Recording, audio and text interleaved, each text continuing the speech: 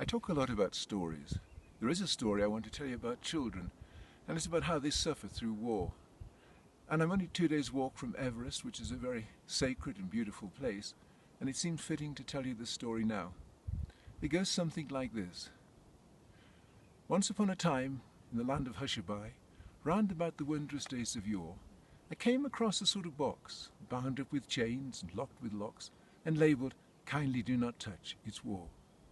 Decree was issued round about, all with a flourish and a shout, and a gaily coloured mascot tripping lightly on before. Don't fiddle with this deadly box, don't break the chains, don't pick the locks, and please, don't ever play about with war.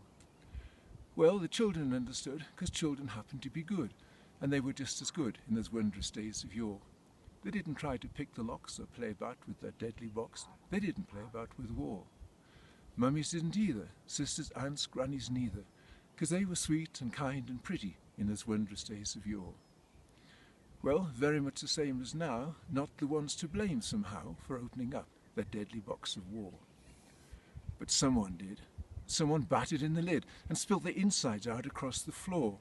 A sort of bouncy, bumpy ball made up of guns and flags and all the tears and the horror and the death that goes with war. It bounced right out and went bashing all about and bumped into everything in store. And what was sad and most unfair, it didn't seem to occur much who it bumped or why or what or for. It bumped the children mainly, and I'll tell you this quite plainly. It bumps them every day and more, and leaves them dead and burned and dying, thousands of them sick and crying, because when it bumps it's really very sore.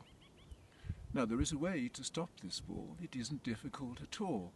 All it takes is wisdom. And I'm absolutely sure we can get it back into the box and bind the chains and lock the locks. But no one seems to want to save the children anymore. Well, that's the way it all appears, because it's been bouncing round for years and years, in spite of all the wisdom, since those wondrous days of yore, when they came across the box, bound up with chains and locked with locks, and labelled, "Kindly do not touch, it's war."